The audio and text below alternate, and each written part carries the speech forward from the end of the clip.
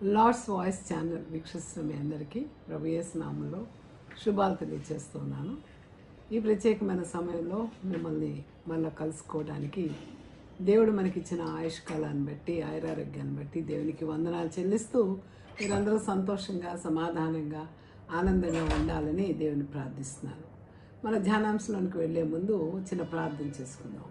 స్తోత్రం ప్రభువా, పరిశుద్ధుడా ఘనమైన తండ్రి, ఈ ప్రత్యేకమైన సమయంలో నీ ప్రియ బిడ్డలు నాయన మాతో ఎక్కిభవించి లార్డ్స్ వాయిస్ ఛానల్ ద్వారా వీక్షిస్తున్న ఈ వాక్యాన్ని మీరు వారికి అర్థమయ్యేటట్టు ప్రభా వారి జీవితాల్లో అది సంతోషకరంగాను వెలుగుకరంగా ఉంటూ సహాయం చేయండి. ఎవరైతే దుఃఖంలో, వేదనలో, కష్టంలో, కన్నీటిలో, బలహీనతల్లో, ఇబ్బందుల్లో, ఇరుకుల్లో, ఆయా అవసరతల్లో ఉన్నారో ప్రభా, అటువంటి వారికి మీ మంచి హస్తాన్ని, మంచి కాపరిగా వారి జీవితాల్లో ఉండి వారికి సహాయం చేయమని, నేను నమ్మిన వారిని ఎలా కూడా ప్రభా వారి అవసరతను తీర్చి నువ్వు నిజమైన దేవుడు అని వారు గుర్తెరుగునట్లు నీ కృపలతో వారిని నింపమని ప్రభా, ఇప్పుడు నీ వాక్యమును ధ్యానించుండగా పరిశుద్ధాత్మ తండ్రి నాతో మాతో మాట్లాడి మీరు మహిమ పొందమని యేసుక్రీస్తు నామాన్ని బట్టి మిక్కిలి వినయముగా బ్రతిమలాడి వేడుకొంచున్నాం తండ్రి, ఆమేన్. ప్రియులారా, ఈ సంవత్సరం అప్పుడే మనం ఒక నెల గడిచిపోయింది. మన జీవితంలో రెండో నెలలోనికి వచ్చేసాం. కాలం ఎంత ఫాస్ట్గా వెళ్ళిపోతా ఉందంటే క్రిస్మస్, న్యూ ఇయర్ హ్యాపీనెస్ దాటకముందే మళ్ళా మనం ప్రభు వారి యొక్క పునరుద్ధాన పండగకి సిద్ధపడాల్సిన అవసరత, అనగా లెంట్ కొరకు ఉపవాస ప్రార్థనలు, వ్రత దినాలు ఆచరించడం, ఇవన్నీ కూడా ఆది సంఘం నుంచి మనం నేర్చుకున్న అలవాట్లు. అయితే ఈరోజు మన జీవితాల్లో యేసు ప్రభు వారు మన ఇంటికి వస్తే, మీ ఇంటికి వస్తే మీరు ఆయన ఎలాగా ఎదుర్కొంటారు? మీ ఇంటిలో ప్రభువారికి స్థానం ఉందా, నా ఇంట్లో స్థానం ఉందా అని మనం ప్రశ్నించుకోవడానికి the women in the Bible సిరీస్లో మీకు చెప్పాలని ఆశపడుతూ, ఆతిథ్యము అనేది మనకు వాక్యంలో అపొస్తలుడు పౌలు చెప్తాడు. ఆతిథ్యము చేయ మరొకండి అంటాడు. వారు చాలామంది తెలియకనే ఆతిథ్యము చేసి అనేకమంది దీవెనలు పొందుకున్నట్టు మనం చూస్తాం. మనం అబ్రహాం దగ్గర నుంచి ఆలోచించినట్టయితే యేసుక్రీస్తు ప్రభువారు అనగా యెహోవా దేవుడు, యేసుక్రీస్తు ప్రభువారు, పరిశుద్ధాత్మ ముగ్గురు వారు రూపంలో వచ్చి వారు ఆ చెట్టు దగ్గర ఉన్నప్పుడు, అక్కడ వారు నిలబడి ఎండలో ఉన్నప్పుడు వారిని గమనించి వారిని ఆహ్వానించి ఎంతో అతిథి మర్యాద చేసినట్టుగా అబ్రహాము తండ్రి చేసిన మర్యాదను గురించి మనం ఆదికాండంలో చదువుతాం. కనుక ప్రియులారా, ఆతిథ్యము చేయ మరొకటి. ఈరోజు మనకు ఒక మంచి అతిథిని పరిచయం చేయాలని నాకు చాలా ఆశగా ఉంది. ఆమె కాళ్ళల్లో ఆమె చెప్పుల్లో మన కాళ్ళు పెడితే మనం అలా ప్రవర్తిస్తున్నామా అని మనల్ని మనం ప్రశ్నించుకోవడానికి దేవుడు యుగాంతమందున మనకు బుద్ధి చెప్పడానికి కొందరి జీవితాలు, స్త్రీల జీవితాలని దృష్టాంతాలుగా బైబిల్లో రాయించారు. అలా రాయించిన వారిలో ఎవరు అని కనుక మనం ఆలోచిస్తే, యోహాను సువార్తికుడు చాలా చక్కగా యేసు ప్రభు వారితో ఇంటరాక్ట్ అయినటువంటి ఆ స్త్రీని గురించి రాయడం జరిగింది. అలాగే లూకా సువార్తలో కూడా మనం అది గమనిస్తాం. ఎవరు ఏమిటి అని కనుక ఆలోచిస్తే, బేతనీ గ్రామానికి చెందిన మార్తా మరియల యొక్క, లాజరు యొక్క గృహం. ఆ గృహము యేసుక్రీస్తు వారి లోకంలో ఉన్నప్పుడు ఆయన చనిపోవడానికి ముందుగా 6 నెలలకు ముందు నుంచే ఆ యొక్క గృహాన్ని ఒక అతిథి గృహంగా మార్చి ఆయన దేవాలయానికి వెళ్ళి పగలంతా బాగు చేసి రాత్రులు వారి ఇంటికి వచ్చి విశ్రాంతి తీసుకున్నట్టుగా మనం గమనిస్తాం. కనుక ఆమె మొట్టమొదటిగా ఆతిథ్యం ఇవ్వటమే కాదు, యేసుక్రీస్తు వారి యొక్క జన్మం యొక్క పరమార్థాన్ని ముందు వివరించింది. ఏంటంటే ఆమె అడుగుతుంది, ప్రభు వారు చెప్తారు యోహాను సువార్త 11వ అధ్యాయము 24-27 వచనాలు కనుక మనం చూసినట్టయితే, అక్కడ మార్త యేసు వచ్చున్నాడని విని ఆయన్ని ఎదుర్కొని వెళ్ళను. ఎందుకంటే అది ఎలాంటి సన్నివేశం అంటే, ఆమె సొంత సోదరుడు మార్తా మరియల యొక్క సోదరుడు లాజరు చనిపోయి బలహీనంగా ఉన్నప్పుడు ప్రభువారికి కబురు పెడితే ప్రభువారు రాలేదు. చనిపోయి 4 రోజులు అయిన తర్వాత ఆయన వస్తున్నాడని విని ఆయన ఎదుర్కోవడానికి వెళ్ళినప్పుడు మార్త చాలా నిందతో నిష్ఠూరంగా అంటుంది, ప్రభువా, నీవు ఇక్కడ ఉండి ఎలా నా సహోదరుడు చావకుండును, అయినను ఇప్పుడైనాను నీవు దేవుని ఏమడిగినను దేవుడు నీకు అనుగ్రహించినని నేను ఎరుగుదును అని అంటుంది ప్రభువారితో. అప్పుడు ప్రభువు వారు అంటున్నారు, నీ సహోదరుడు మళ్ళా లేస్తాడమ్మా అని చెప్పినప్పుడు మార్త వెంటనే ఆయనతో ఒక ప్రసంగం చేస్తుంది. అంత్యదినమున పునరుద్ధానమందు లేచునని నేను ఎరుగుదును అని చెప్తా ఉంది. యేసుప్రభు వారు నేనే ఆహారం, నేనే జీవం, నేనే మార్గం అని చెప్పిన ఆ 7 వర్సెస్లో ఇక్కడ నేనే మరి పునరుద్ధానమును జీవమును నేనే, నా యందు విశ్వాసం ఉంచువాడు చనిపోయినను బ్రతుకును, బ్రతికి నా యందు విశ్వాసం ఉంచి ప్రతివాడును ఎన్నటికి చనిపోడు అని అక్కడ మొట్టమొదటిసారిగా ఒక స్త్రీతో ప్రభువారు తన యొక్క పునరుద్ధానానికి 6 నెలలకు ముందుగానే అక్కడ ఆయన అనౌన్స్ చేయడము, ఆయనలో ఆ పునరుద్ధాన శక్తిని, ఆ దేవుని, ఆ మెస్సియాను కనుగొన్న స్త్రీగా మనం మార్తను గురించి మాట్లాడుకోవచ్చు. మార్త అనగానే మనందరికీ కొంచెం చులకన భావం ఏంటంటే ఆమె కంగారు మనిషి, చాలా హడావుడి పడుతూ ఉంటుంది అని కొంచెం నెగిటివ్గా మాట్లాడతాం. అందరం అన్ని పనులు చేయడానికి దేవుడు ఒక్కొక్కరికి ఒక్కొక్క టాలెంట్ ఇస్తాడు. ఆమె చాలా మ్యాగ్నిఫిషెంట్గా హౌస్ మేనేజ్మెంట్ బాగా చేయగలిగింది.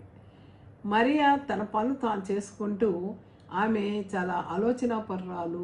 ప్రభువారి దగ్గర పాదాల దగ్గర కూర్చొని ప్రభువారు చెప్తున్న ఆ ఉత్తమమైన మార్గాన్ని చాలా సిన్సియర్గా వినేదా.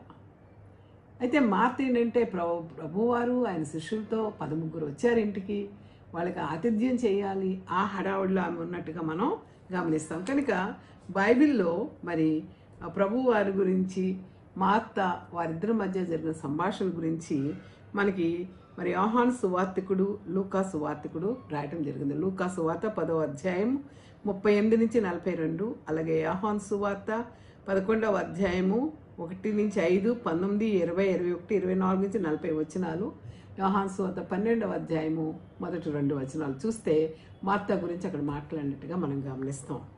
మార్తను గురించి బైబిల్లో మరి 3 సందర్భాల్లో ప్రస్తావించడం అనేది జరిగింది. మొట్టమొదటిసారిగా మనం ఆలోచించినట్టయితే ఆమె ఇంటికి ఆయన మరి ప్రార్థన, ఆమె ఇంటికి ఆయన్ని ఆహ్వానించినట్టుగా మనం గమనిస్తూ ఉన్నాం. ఎలా అంటే లూకా సువార్త 10వ అధ్యాయము 38వ వచనం కనుక మనం చూసినట్టయితే, అంతటా వారు ప్రయాణమైపోవచ్చుండగా ఆయన ఒక గ్రామంలో ప్రవేశించను, మార్త అన్న ఒక స్త్రీ ఆయనను తన ఇంట చేర్చుకొను. దేవుణ్ణి తెలిసి కూడా దేవుడి ఆయనకు వచ్చేటువంటి కష్టాలు, ఆయన మీద పరిసయ్యులు, మతాధికారులు, నాయకులు చేస్తున్నటువంటి భయంకరమైన తీవ్రమైన అభ్యంతరాలన్నీ కూడా తెలిసినా కూడా ఆమె ఒక స్త్రీ అయి ఆయనను చేర్చుకోవడంలో ఆమె ఆయన దేవునిగా గమనించింది. ఈరోజు మన ఇంటికి ఒక అతిథిని మనం చేర్చుకోవడంలో మార్తలాగా ఆసక్తిని చూపిస్తున్నామా, ప్రేమను చూపిస్తున్నామా, లేకపోతే అభ్యంతరాలు వచ్చినా కూడా అతనికి వచ్చిన వ్యక్తుల్ని మనం వారికి ఆహారం పెట్టి వారికి విశ్రాంతినిచ్చి వారిని మన ఇంట్లో చేర్చుకుంటున్నామా? ఈరోజు చాలా ఇది ఎంత భయంకరమైన అత్యాధునిక నాగరికతలో ఉన్నామంటే, ఎవరైనా ఒక మనిషి మన ఇంటికి వస్తే మనం భరించలేని స్థితిలో ఉన్నాం. ఆ తలుపు తీసి ఒక రెక్క తీసి మాట్లాడి వెంటనే పంపించే పరిస్థితిలో మనం కనబడుతూ ఉన్నాం. కనుక ఇక్కడ మార్త ఈరోజు మన యొక్క జీవన విధానానికి ఒక సవాలుగా కనబడుతూ ఉంది. ఆమె 3 సార్లు చెప్పబడింది. ఆమె బేతనీ గ్రామంలో యేసుక్రీస్తు వారిని, ఆయన శిష్యుల్ని 13ని ఆహ్వానించినట్టుగా ఆ చరిత్రలో ఆమె గృహానికి చాలా ప్రాధాన్యత ఉంది. నేను యెరూషలేము విజిట్ చేయడానికి వెళ్ళినప్పుడు ఆ యెరూషలేము దేవాలయం నుంచి ఆ ఎరుకో రోడ్డుకి ప్యారలల్గా వస్తుంటే, పక్క నుంచి వస్తూ ఉంటే ఒక 3 కిలోమీటర్ల దూరంలో దిగువన, ఎరుకో రోడ్డుకి దిగువన ఈ యొక్క బేతనీ గ్రామం ఉంది. ఈ బేతనీ గ్రామంలో లాజరు యొక్క సమాధిని చూపిస్తారు, వారి గృహాన్ని చూపిస్తారు. ఆ బేతనీ మరియ యొక్క గృహం యొక్క అరుగు మీద నేను కూర్చున్నాను. అలాగే లాజరు సమాధిలోనికి కిందకి, అంటే 2 అంతస్తుల ఇల్లు అనమాట. వారు ఆ యొక్క తమ ఇంటిలోనే లాజర్కి సమాధి చేసినట్టుగా మనం గమనిస్తాం.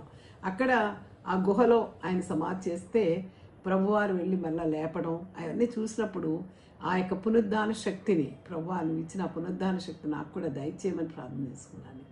కాబట్టి దేవుడు నాకు ఆ విధంగా మార్త మరియల యొక్క, పేతురు యొక్క, లాజరు యొక్క గృహం దర్శించడానికి, ఆ కొంచెం దూరంలో కుష్ఠరోగి అయినటువంటి సీమోను గృహాన్ని కూడా చూడడానికి దేవుడు నాకు అవకాశం ఇచ్చాడు.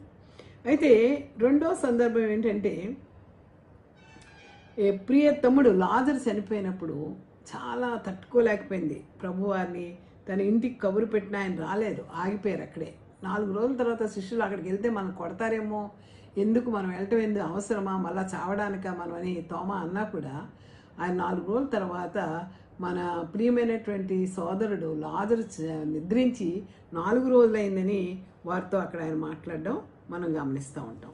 కనుక అక్కడికి ప్రభువు వారు వచ్చినప్పుడు మార్త అంటుంది, ప్రభువా నువ్వు గనక ఇక్కడున్న ఎడల నా సహోదరుడు చావకుండును అని ఆయనతో మాట్లాడడం. అప్పుడు ప్రభువారు అంటారు, నీవు గనక నమ్మితే అంత్యదినమందు నీ తమ్ముడు మళ్ళా లేస్తాడమ్మా అంటే, అవును ప్రభువా నాకు తెలుసు, అధిక ప్రసంగం అంటారు కదా, నాకులాగా అధిక ప్రసంగం చేస్తూ ఉంది. ఏంటంటే అవును ప్రభా నాకు తెలుసు అంత్యదినమున పునరుద్ధానమందు లేస్తాడు అని ప్రభువారికే బోధ చేయడం మొదలుపెట్టింది.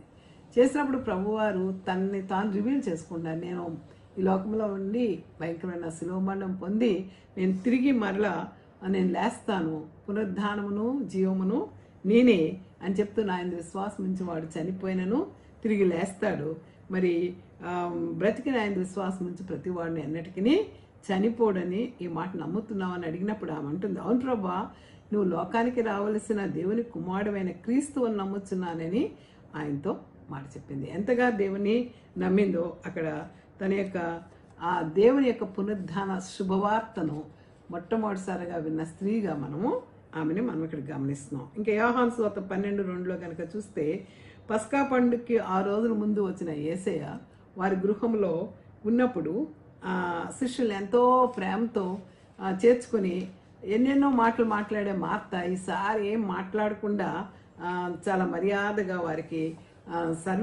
సేవ చేయటం అనేది మనము గమనిస్తూ ఉన్నాం. కనుక ఈ బేతనీ పట్టణం ఎక్కడ ఉంది అంటే కదా, ఒలీవల కొండకు దక్షిణ తూర్పు దిశలో ఎరుకో పట్టణం దగ్గరికి వెళ్ళే దారిలో ఇవన్న ఒక ప్రశాంతమైన గ్రామం.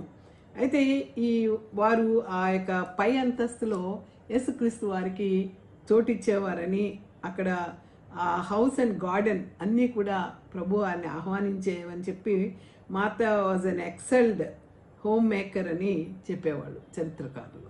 అంతేకాదు మార్త మరియలు ఎలా ఉండాలంటే యాకోబు యాకోబుల్లాగా ఉండేవాళ్ళు. మరి అయితే వాళ్ళు మార్త మరియ చాలా ఆలోచనాపరురాలు, ప్రశాంతంగా నిదానంగా అన్నీ పరిశీలిస్తూ ప్రభు వారి పాదాలు పట్టుకుని ఉన్నటువంటి స్త్రీ.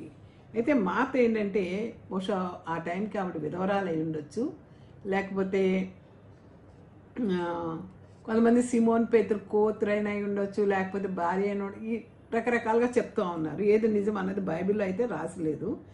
ఆమె బహుశా ఇంటికి పెద్ద ఆమె అయి ఉండొచ్చు. అందుకని తన సోదరైన మరియ కొరకు సోదరుడైన లాజరు యొక్క బాధ్యతలు తన మీద వేసుకొని వారికి సహాయపడుతూ ఆమె ఎప్పుడు కూడా ఎవరికైనా సహాయం చేద్దామా అనేటువంటి ప్రేమామయమైనటువంటి మంచి ఆతిథ్యం ఇచ్చేటువంటి కుమార్తెగా ఈ యొక్క మార్త ఉన్నట్టు మనం చూస్తున్నాం.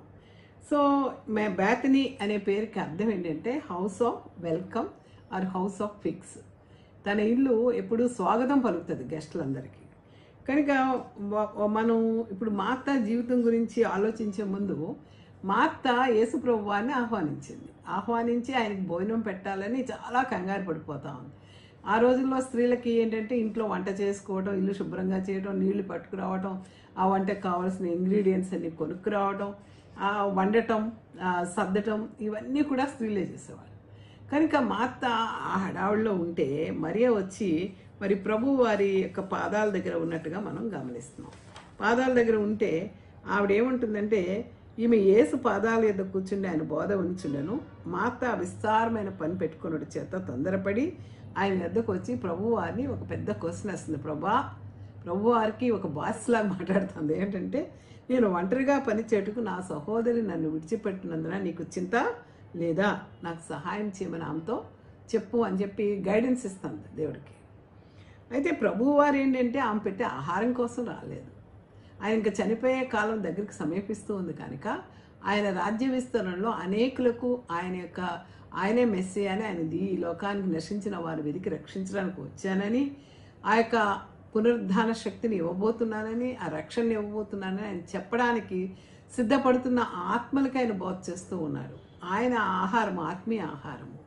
మార్త ఏంటంటే భౌతికమైనటువంటి ఆహారం పెట్టడానికి చాలా కంగారు పడిపోతూ ఉంది, తొందరపడిపోతూ ఉంది, చింతపడతా ఉంది. అవి చేయాలి ఇవి చేయాలని చాలా, మనం కూడా ఎవరైనా గెస్టులు వస్తే చాలా హడావుడి పడుతూ ఉంటాం. ఇంట్లో వాళ్ళని ఒక్కోసారి వెర్రెక్కించేస్తాం, అది లేదు ఇది లేదని చెప్పి. అలాగా ఇవి కూడా చాలా చేస్తూ వాళ్ళ చెల్లి వెళ్ళి ప్రభువారి పాదాల దగ్గర కూర్చుని ఉంటే ఆమె కోపం వచ్చి ప్రభువారిని అడుగుతుంది, నేను ఎంత కష్టపడుతుంటే మా చెల్లి వచ్చి నీ పక్కన కూర్చుంటే నేను ఒంటరిగా పనిచేయడానికి మా సహోదరు నన్ను విడిచిపెట్టింది కదా, నీకు ఆ మాత్రం వరి లేదా అని అన్నప్పుడు ప్రభువారు అంటున్నారు, మార్తా 2 సార్లు పిలుస్తున్నారు. అంటే ప్రభువారు చెప్పేది సరిగ్గా వినమని అర్థం. మార్తా, నీవు అనేకమైన పనులను గురించి విచారం కలిగి తొందర పడుచున్నావు. సీమోను పేతుని 2 సార్లు పిలిచారు. మార్తా మరి వీళ్ళిద్దరూ ఇంపల్సివ్ బిహేవియర్, అప్పటికప్పుడే చాలా ఎమోషనల్గా మాట్లాడేవారు. కనుక ఆమె గురించి ప్రభువారు అంటున్నారు, నీవు అనేకమైన పనుల గురించి విచారం కలిగి తొందరపడుచున్నావు, కానీ అవసరమైనది ఒకటే. ఈ ఆహారము ఇవన్నీ కూడా జస్ట్ బతకడానికి కావాలి, కానీ ఉత్తమమైనది కావాలి. అది ఏంటంటే మరియ ఉత్తమమైనది ఏర్పాటు చేసుకుంది, అది ఆమె యొద్ద నుండి తీసివేయబడదు అని చెప్పి. అంటే ఉత్తమం అంటే అవసరమైనది మాత్రం ఆమె ఏర్పాటు చేసుకుందని ఇక్కడ ప్రభువారు మరి మాతతో మొట్టసారి మాట్లాడటం. ఇవన్నీ చూసిన తర్వాత ఇక్కడ మనకు అర్థమవుతుంది ఏంటంటే, బేతనీ లాంటి మనస్సు, అంటే మంచి వాటి మీద మనం మనసు పెట్టుకోకుండా ఏదో కంగారు పడిపోయి విస్తారమైన పనుల చేత డిస్ట్రాక్ట్ అవుతున్న అంశాలు మన జీవితంలో ఏవి ఉన్నాయి అంటే, దేవుని యొక్క వాక్యం కానివ్వండి, మంచి విషయాల మీద మనం కాన్సన్ట్రేట్ చేయకుండా మనల్ని ఆటంకపరుస్తున్న శక్తులు ఏమిటన్నది మనం ఆలోచించుకోవాలి. What kind of things do you worry about when you have guest over? ఇంట్లో చుట్టాలు వస్తే నిన్ను బాధ పెట్టేది ఏంటి, ఏ అంశాలు అంటే చెప్పాను కదా, వెళ్ళిపోయి కొనడం, చేయడం, వడ్డించడం, వండటం, అన్నీ బ్యాలెన్స్డ్గా చేయటం, ఆ వచ్చిన వాళ్ళని మర్యాదగా చేయటం. యేసుక్రీస్తు వారు వస్తే వారికి ఆయనకి డిస్టర్బ్ అవ్వకూడదని పక్కన ఇరుగు పొరుగు పిల్లల్ని సమాధానపరచటము, సముదాయించటము, మరి నీళ్లు అన్నీ చూసుకోవటం, టెంపరేచర్ ఉందా లేదా చూసుకోవటం, ఇల్లు శుభ్రం చేయటం, ఇవన్నీ కూడా మా అత్త చేసి అలిసిపోయేది అన్నమాట. అలిసిపోయి ఆ మాటలు దేవునితో మాట్లాడుతుంది. కాబట్టి ఈ దినాల్లో మనం దేనికోసం చింత విచారం కలిగి ఉంటున్నాం? కేవలం శారీరకమైనటువంటి పనుల మీద, లేకపోతే ఆధ్యాత్మికమైన పనుల మీద. ఎందుకు నీకు విశ్వాసం లేదా దేవుడు నీ సమస్యల్లో, నీ కష్టాల్లో ఆయనకి తోడు ఉంటాడనే విశ్వాసం లేకుండా ఎందుకు బాధపడుతున్నావు? ఆవిడకున్న బలాలు ఏంటంటే, ఎంతటి వాళ్ళకైనా ఆతిథ్యం చాలా చక్కగా ఇవ్వగలిగిన ఎక్సలెంట్ హోమ్ మేకర్. రెండవది ఏంటంటే, ఎంత ఇతరుల కోసం ఎంతగానో ఒక సేవకునిలాగా, ఒక సర్వెంట్ లాగా తాను తగ్గించుకునేటువంటి తగ్గుదల కలిగినటువంటి మనస్తత్వం. మూడవది ఏంటంటే, దేవుని మీద విశ్వాసం మనం గమనిస్తున్నాం. నువ్వు దేవుని కుమారుడైన క్రీస్తు అని నమ్ముతున్నానని చెప్తా ఉంది. ఇప్పుడు దేవుని నమ్ముతుంది, కానీ దేవుడు చెప్తున్న మాటలు వినకుండా ఇంట్లో వంట చేసి ఆయనకు వడ్డించాలన్న ఆతృత కనబడుతున్నాయి. కాబట్టి ఈరోజు నిన్ను నన్ను కూడా దేవుని దగ్గరికి వెళ్లకుండా, దేవుని మాటలు వినకుండా, దేవుని వాక్యం చదవకుండా, దేవుని సన్నిధిలో కూర్చోకుండా మనం ప్రార్థన చేస్తున్నాడు, మనం బాగా డిస్టర్బ్ చేసేది ఏంటి? మన సెల్ ఫోన్. కాల్స్ ఎక్కడి నుంచి వస్తాయి? దేవునితో మాట్లాడడం మానేసి ఆ కాల్కి మనం అటెండ్ అవుతాం. లేకపోతే సోషల్ మీడియా, లేదా ఎలక్ట్రానిక్స్, లేదా మన పిల్లలు, లేదా వంట చేస్తా పొయ్యి మీద ఏం పెట్టాం, మళ్ళీ కాసేపు ప్రార్థనలు మానేసి మళ్ళీ వెళ్తూ ఉంటాం. లేకపోతే ఇంటి పనులు, కమ్యూనిటీ వర్క్, ఇలాగా ఏంటంటే ఇట్స్ లైక్ ఒక ద లిస్ట్ గోన్ అలా లిస్ట్ నడుస్తూనే ఉంటుంది. అంటే దేవుని దగ్గర కూర్చుని క్వైట్గా ఆయన చెప్పేది వినాలి, ఆయనతో మాట్లాడుకోవాలి అనే సమయంలో మనం చాలా డిస్ట్రాక్ట్ అవుతున్నాం ఈ రోజుల్లో కూడా. ఆ రోజు మాత్రం డిస్ట్రాక్ట్ అయింది, ఈరోజు మనం డిస్ట్రాక్ట్ అవుతున్నాం. బట్ పేతురు గారు 1వ పత్రిక రాసిన పత్రికలో ఏమంటారంటే 4:9లో hospitality is listed as a gift అని చెప్తారు. ఆతిథ్యం చేయ మర్చిపోవద్దు, అదొక కృపా పరిచర్య అని ఆయన అంటారు. సో ఈరోజు నిన్ను నన్ను ప్రశ్నించుకుందాం. Do you have gift of the hospitality? How do you use it? సణుక్కుంటున్నావు? ఎవరన్నా మన ఇంటికి చుట్టాలు వస్తే, అత్త మామలు వచ్చినా, మనకు దూరపు చుట్టాలు వచ్చినా, మన భర్త స్నేహితులు ఎవరు వచ్చినా, మన భార్య స్నేహితులు వచ్చినా సణుక్కుంటున్నావా, గొణుక్కుంటున్నావా? అందుకే ఆయన ఏమంటే సణుక్కొనకుండా ఒకరికి ఒకడు ఆతిథ్యము చేయుడి అంటున్నాడు. అంతేకాదు, మనం చాలాసార్లు మా అత్త జీవితాన్ని ఎక్కువ నెగిటివ్గా చూస్తాం, కానీ ఆమెలో చాలా పాజిటివ్ క్యారెక్టర్స్ ఉన్నాయి. వాటిని మనం నేర్చుకుని మన జీవితంలో కూడా మా అత్త లాంటి లక్షణాలు ఏమి ఉన్నాయో వాటిని ఎలాగ మనం సరిచేసుకోవాలో మనం ఆలోచిద్దాం. అంతేకాదు, ఇప్పుడు నా సోదరు నాతో సహకరించటం లేదు అని చెప్పి డైరెక్ట్గా దేవుడికి కంప్లైంట్ ఇస్తుంది ఆవిడ. యేసు ప్రభువుకి చెప్తుంది, నా చెల్లి నీ దగ్గర కూర్చుందే ఎంత కష్టపడుతుంది. మనం ఏం చేస్తామంటే మనల్ని ఎవరైనా అభ్యంతరపరుస్తుంటే మన వర్క్ ప్లేస్లో కానీ, మన ఇంటిలో కానీ, మన స్నేహితుల్లో కానీ, లేకపోతే మన పొరుగు వారు కానీ మనల్ని బాధపడుతుంటే వాళ్ళతో మనం కయ్యం పెట్టుకుంటాం. దాని బదులు మనము యేసుక్రీస్తు వారితో వెళ్ళి ఎమోషనల్గా ఆయనతోనే మాట్లాడచ్చు. పలానా వ్యక్తి నన్ను చాలా ఇబ్బంది పడుతుంది, ఈ please take care of her అని చెప్పి దేవునితో మనము మాట్లాడవచ్చు. అయితే ఇక్కడ మార్త ఏమిటి, ఆవిడ బిహేవియర్ ఏమిటి అని కనుక మనం ఆలోచిస్తే, Martha is one of the most popular and out standing women of faith in the Bible అని చరిత్రకారులు చెప్తున్నారు.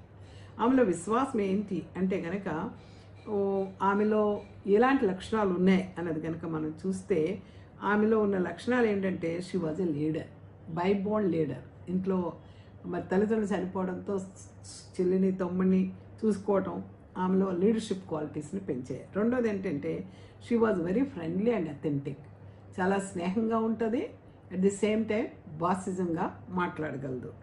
వెరీ హాస్పిటబుల్, వచ్చిన ప్రతి ఒక్కరికి యేసుప్రభు వారితో పాటు సమానంగా వారి శిష్యులందరికీ కూడా సమానమైన పరిచర్య చేసినట్టుగా మనం చూస్తాం. అంతేకాదు తనకు కలిగిన దానిలో ప్రభు వారికి శిష్యులకి తను సంపాదించిన తనకున్న సంపదలో ప్రభువారికి వారి శిష్యులకి ఖర్చు పెట్టడానికి ఆమె వెనకాడేది కాదు.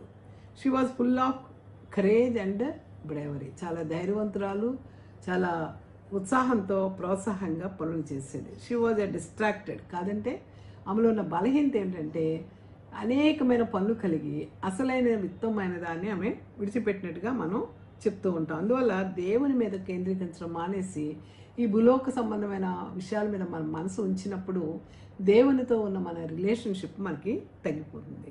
అంతేకాదు బాసీగా తన చెల్లి తనకు సహాయం చేయకపోవడంతో యేసుప్రభు వారినే కమాండ్ చేస్తుంది, నేను ఇలాగా నాకు వదిలేసావు, మా చెల్లి ఏమో నన్ను పట్టించుకోకుండా తన నీ దగ్గర కూర్చుంటే నీకు చింతలేదా అని చెప్పి ప్రభువాన్ని ప్రశ్నించినప్పుడు అక్కడ నిష్ఠూరం ఆయన మీద అంటుంది, చెప్పు ఆమెకి నాకు సహాయం చేయమని నువ్వు చెప్పు అని చెప్తాను, చాలా కమాండ్ చేస్తాను.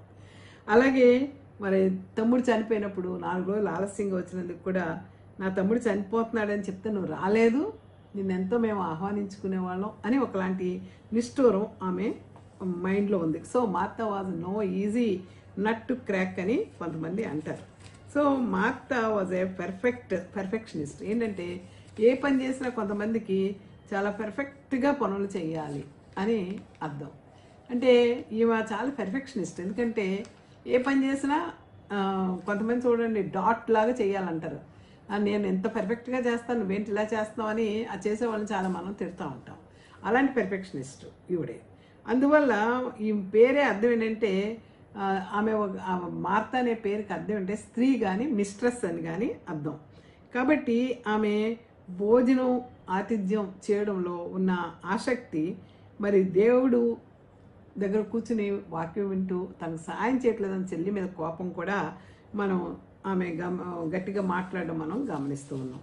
But she was a master, Martha was a women of true faith. ఎందుకంటే ఆమెలో సత్యం ఉంది, ఎందుకంటే ఆమె దేని గురించి కూడా ఆలోచించకుండా ఏంటంటే ఏంటి పరిస్థితి ఏంటి అని తను చాలా తన యొక్క అంటే బలహీనరాలు. ఎందుకంటే ప్రభువారిని ముందు ప్రభువారిస్తున్న ఆ బోధలు వినటానికంటే ప్రభువారికి ఆహారం పెట్టడమే గొప్ప. నువ్వు దేవుని కుమారుడు అని చెప్తా ఉంది కానీ ఆ విశ్వాసంలో ఊగిపోతా ఉంది మనిషి. అంటే ఇంపర్ఫెక్ట్ ఫెయిత్ ఆవిడలో కనబడతా ఉంది. మనం కూడా చాలాసార్లు ప్రభువారిని నమ్ముతాము, అన్నీ చేస్తాము, సమస్యలు వచ్చినప్పుడు ఊగిపోతూ ఉంటాం. So she loved Jesus with all her heart. Martha was a believer, కానీ ఇక్కడ తప్పిపోతూ ఉంది. సో మనం మార్త దగ్గర నుంచి ఏం నేర్చుకోవాలంటే మొట్టమొదటి పాఠం ఏంటంటే ముందుగా నీకు నువ్వే నో చెప్పడం అనేది నేర్చుకోవాలంటే నేను చాలా పర్ఫెక్షనిస్ట్ని, నేను చేసినట్టు ఇంకెవరు చేయలేరు అని నీకు నువ్వే అన్నిటికీ చెప్పేసుకుని ఎంత కష్టపడిపోతున్నానో నన్ను గురించి ఎవరు పట్టించుకోవట్లేదు అని సెల్ఫ్ పిటీ అవటం అనేది చాలా తప్పు. కనుక మోర్ రెస్పాన్సిబిలిటీ అండ్ పర్ఫెక్షనిస్ట్గా ఉండటం వల్ల ఇంట్లో పనులతో విచారం కలిగి తొందరపాటుతో నీ యొక్క మనశ్శాంతిని నువ్వు పోగొట్టుకుంటావు. రెండోది, యేసు ప్రభు వారు పెద్ద విందు సిద్ధం చేయాలని ఆయన అడగలేదు, ఆహారానికి ఆయన ప్రాధాన్యత ఇవ్వలేదు. తన శిష్యులకి బోధిస్తూ ఆ ఇంటిని వాడుకుంటూ మార్తా మరియలకు కూడా లాజరు కూడా పెద్దగా ఎక్కువ వినేవాడు కాదు. చనిపోయిన తర్వాత దేవుని దగ్గర కూర్చున్నాడు, కానీ అంతకుముందు ఎక్కడ కూడా దేవుని దగ్గర కూర్చునేవాడు కాదు. వీళ్ళకి ఆత్మీయంగా ఈ కుటుంబాన్ని బలపరచాలని దేవుడు ప్రయత్నం చేసినట్టుగా మనకి అనిపిస్తుంది. కాబట్టి ఇక్కడ ఈమె చాలా డీవియేట్ అయిపోయి డిస్ట్రాక్ట్ అవ్వడం మనం గమనిస్తూ ఉన్నాం. తర్వాత ఏంటంటే తనకు మాలిన భారం, తను ఎంత పని చేయగలో అంత చేయాలి, కానీ ఈ పని అంతా చేయాలి అని మీద పెట్టేసుకుని చెల్లి చేయటం లేదని ప్రభు వారికి కంప్లైంట్ చేస్తూ ఉంది. ఆమె బాధ్యతలపై మనసు పెట్టింది, కానీ అందరికంటే గొప్ప ప్రయోజనకారిగా ఆమె జీవించవచ్చు ఎప్పుడు దేవుని మాట విన్నప్పుడు. ఆమె తన పరిధిలో చేసే పనులకే ఆసక్తిని చూపిస్తూ ఉంది. మనం కూడా చాలాసార్లు నేను కాబట్టే నేను చేశాను, మీరు ఏమైనా చేయగలరా అని చాలామందికి చెప్తూ ఉంటాం. అది చాలా తప్పు. నువ్వు చేసింది దేవుని దృష్టిలో ఉంటుంది, అక్కడ లెక్క రాయబడి ఉంటుంది. మనం చెప్పుకోక్కర్లేదు మన సొంతం కోసం. ఇది చేయాలి అది చేయాలని నీవే పనులు చేయడం గురించి ప్రేరేపించుకుని ఆ తర్వాత నువ్వు నీ గురించి సెల్ఫ్ పిటీ పట్టడం అనేది మానేయాలి.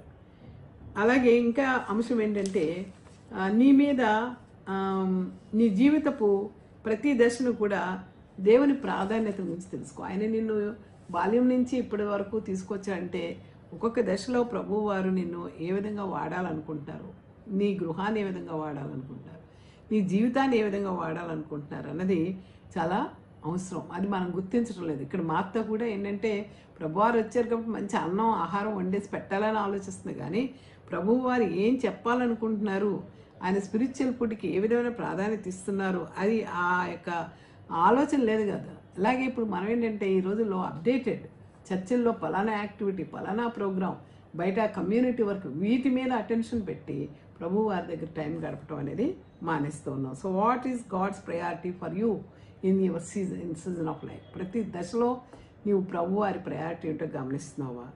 ఇతరులు ఏమనుకుంటారో అనే ఆలోచించే కంటే ముందుగా దేవుని మన పట్ల ఎలా ఉన్నాడన్నది మనం ఆలోచించుకోవాలి.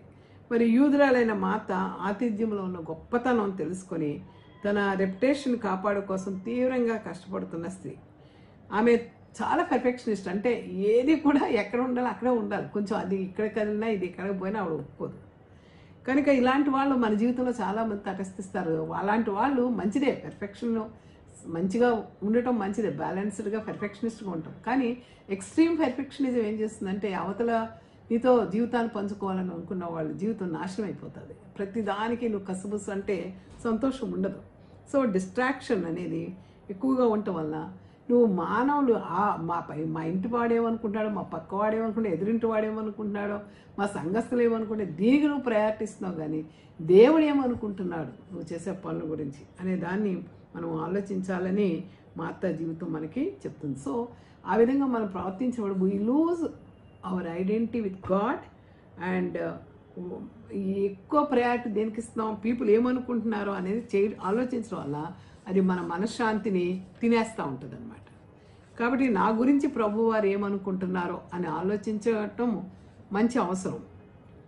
అప్పుడు మనకి దేవుని గురించి మనం ఆలోచించినప్పుడు మన జీవితం సమాధానకరంగా ఉంటుంది. అంటే దేవుడు నీ గురించి ఆలోచిస్తున్నాడు, నీవు దేవుని గురించి ఆలోచించినప్పుడు సేమ్ పేజ్ లెవెల్లో మీ ఇద్దరు ఉన్నారు.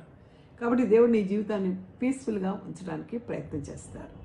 అయితే చాలాసార్లు మనం పరిచర్య చేస్తాం, ఇంటికి వచ్చిన వాళ్ళకి చేస్తాం, సంఘంలో పడి చేస్తాం, చేసి దెబ్బలాడతాం. మన పరిచర్య వెనుక ఉన్న ఆ మోటివ్ ఏంటి, నీ యొక్క లక్ష్యం ఏమిటి అంటే గొప్పగా అందరూ నిన్ను గుర్తించాలన్నా, నన్ను గుర్తించడం లేదు, నేను ఎంత కష్టపడ్డాను, కొంతమంది దెబ్బలాడుతూ ఉంటారు.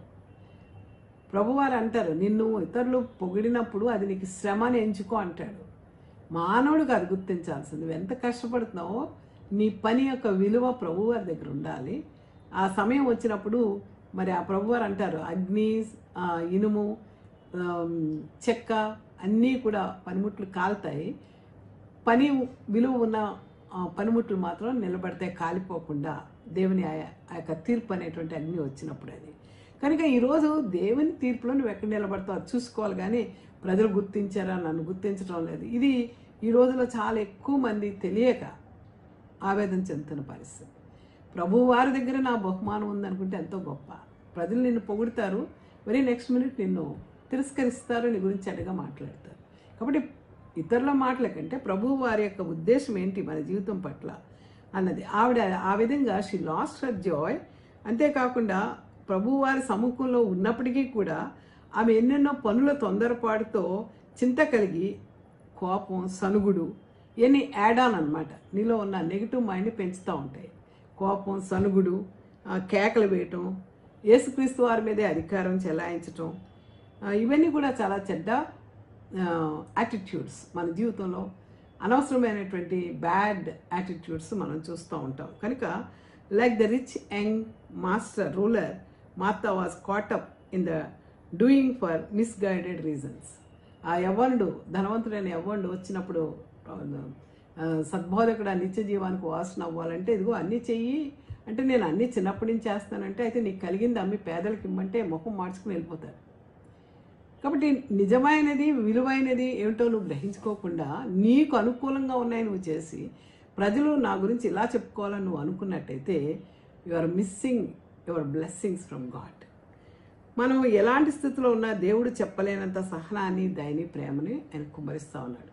మా అత్త వచ్చి ప్రభు వారితో ఇంటరాక్ట్ అవుతుంది, ఎన్కౌంటర్ చేస్తుంది. మా చెల్లిని కాళ్ళ దగ్గర కూర్చుంటే చక్కగా కూర్చొని చెప్తున్నావు, ఆమె పంపించలేదు అని అన్నప్పుడు కూడా నీకు చింత లేదా అని ప్రభువు వారికి మరి ఆమె చాలా అసహనంతో మాట్లాడినట్టుగా మనం గమనిస్తాం. ప్రభువారి మీద కేకలు వేసినట్టుగా మనం గమనిస్తాం. తర్వాత వాళ్ళ తమ్ముడు చనిపోయినప్పుడు నిన్ను ఎంతగా మేము ఆతిథ్యం ఇచ్చి అన్నీ చేసాము, నువ్వు మాకు ఏం చేసావు, మా తమ్ముడు చనిపోతున్నాడు, బాగోలేదు, బలహీన అంటే నువ్వు ఇంకా 4 రోజులు ఆగి, చనిపోయాక 4 రోజులు ఆగి మరీ ఆలస్యంగా వచ్చావని చెప్పి నువ్వు ఇక్కడ ఉన్నాళ్ళ నా సహోదరుడు చావకుండా తెలుసా అని చాలా అంటే నీలాప నిందగా మాట్లాడడం మనం చూస్తూ ఉన్నాం. మనం కూడా కొన్ని విషయాల్లో, కొన్ని సందర్భాల్లో నిస్సహాయ స్థితిలో ఉన్నప్పుడు, మనసంతా గందరగోళంగా ఉన్నప్పుడు చాలా కోపంగా దేవుని తిట్టుకుంటాం. తప్పేం లేదు. Emotional, you have to show your original emotions. నీ కష్టం మీద నువ్వు దేవునితో మాట్లాడచ్చు. కానీ ప్రభువు వారు చాలా గొప్పవారు. అందుకే ఆయన ఏంటంటున్నారంటే, నీ బాధ కేకలతోనూ, దుఃఖంతోనూ, కన్నీరుతోనూ ప్రభు సన్నిధిలో కుమ్మరించినప్పుడు ఆయన ఓపికతో నీకు సమాధానం ఇచ్చారు. ఎందుకంటే మా అత్త ఏం చేస్తూ ఉందంటే చాలా అంటే తను ఏమనుకుంటుందంటే, దేవుడు మమ్మల్ని విడిచిపెట్టాడు, మాకేమీ ఈయన సాయం చేయలేదు అని ప్రభు వారిని ఆమె నిందిస్తూ ఉంది. So as we experience God we should be showing growth. ఎప్పుడైతే ప్రభు వారిలో మనం ఎదుగుతూ ఉంటామో మన జీవన ప్రస్థానంలో ఆ దేవుని కృపలో ఎదగడం మనం గమనిస్తూ ఉంటాం. అందుకే ఆమె చూడండి, మనం చూస్తే ఫస్ట్ డిన్నర్ స్టోరీలో మా అత్త చాలా చాలా కూల్గా, అంటే ఫస్ట్ డిన్నర్ స్టోరీలో ఏమో చాలా గొడవగా అరిసింది, మా చెల్లి నీ దగ్గర కూర్చుంది, మేము పట్టించుకోవట్లేదు, నాకు సాయం చేయట్లేదని. కానీ అక్కడ frustrated voice, overwhelmed voice, losing her cool temper, అవన్నీ చేస్తూ ఉంది.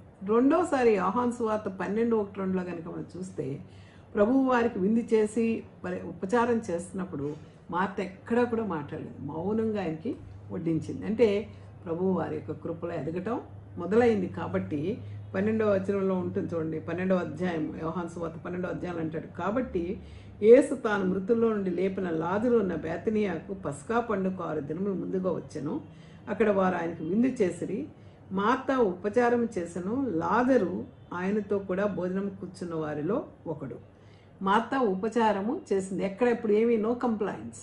ఎప్పుడైతే నువ్వు దేవుల్లో ఎదుగుతూ ఉంటావో ఆ యొక్క కృపలో ఎదిగినప్పుడు దెర్ ఇస్ నో కంప్లైంట్స్. కనుక మనం చాలాసార్లు ఎదగలేక తీవ్రమైన పని ఒత్తిడిలో మనం ప్రభు వారితో ఎదగలేకపోవడం వల్ల మనలో అసంతృప్తి జ్వాలలు పెరుగుతూ ఉంటాయి. కాబట్టి దేవునితో విశ్వాసంలో నువ్వు ఎదిగినప్పుడు నీ యొక్క ఇంకా నువ్వు ఆధ్యాత్మిక లేమితో బాధపడుతున్నావంటే ఎక్కడో నువ్వు కరెక్ట్ చేసుకోవాలి. నీ మార్గాలు, నీ యొక్క ఆలోచనలు, నీ తలంపులు, నీ యాటిట్యూడ్స్ అన్నీ కూడా నువ్వు మార్చుకోవాలి. అంటే విశ్వాసాన్ని ఒక సాధనంగా చేసుకోవడం అనేది జీవితంలో నేర్చుకోవాలి. దేవుడు మనకు ఎంతో మంచి చేయాలని ఆశిస్తే మనం దాన్ని అర్థం చేసుకోము. దేవుడు ఏంటంటే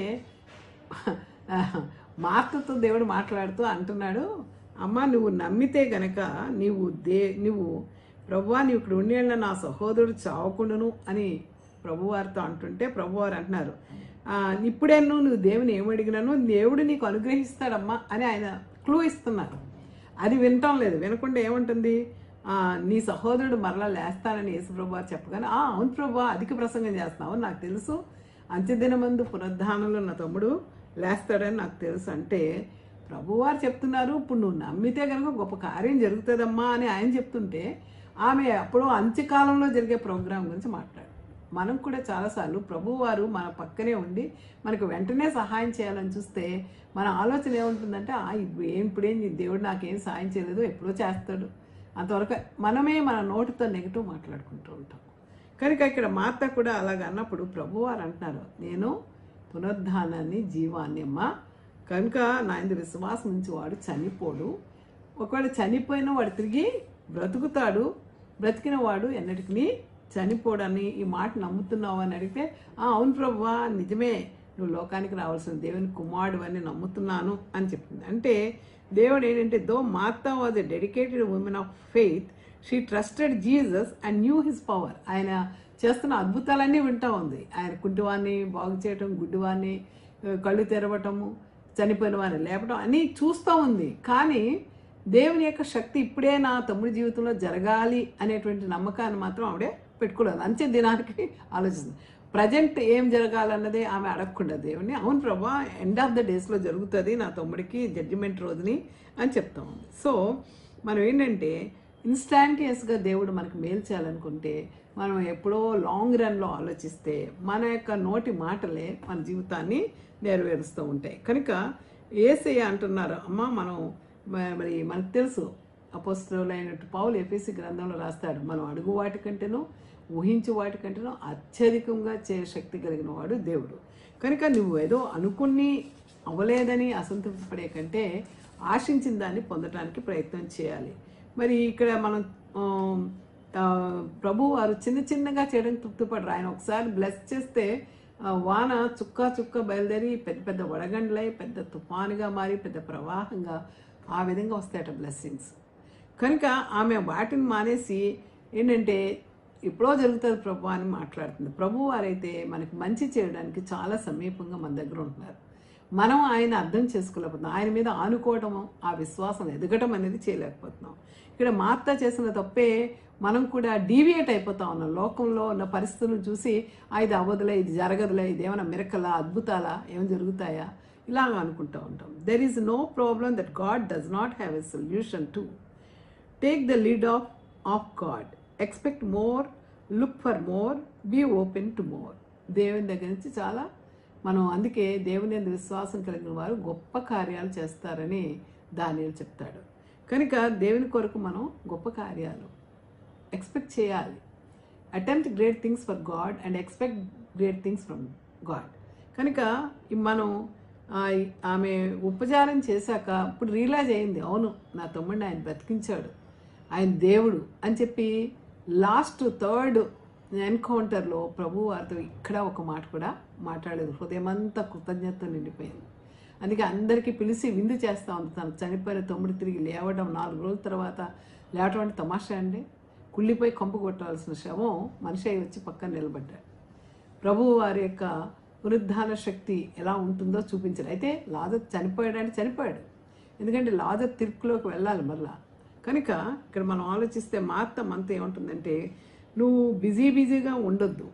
ఊరికి ఆ పని ఈ పని తొందరపాటు. ఆడవాళ్ళు కానీ మగవాళ్ళు కానీ ఈ దినాల్లో చాలా ఫాస్ట్ ఏజ్లో ఉన్నాం. ఎంత ఫాస్ట్గా అయిపోవాలంటే ఊపిరి పీల్చుకోవడానికి కూడా తిరబడలేదని అంటారు చాలామంది. నేను అలా అన్నవాళ్ళని చూసి నాకు నవ్వు వస్తుంది.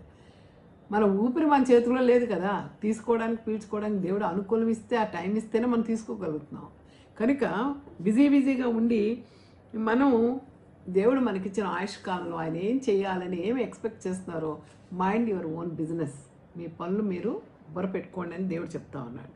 Remember to say no to yourself and yes to Jesus more often. నీ గురించి నువ్వు పద్దాక అది చేయాలని తాపత్రయపడే కంటే ప్రభు వారికి ఏం చెప్పాలో దానికి ఎస్ చెప్పడం అనేది ప్రయత్నం చేయి.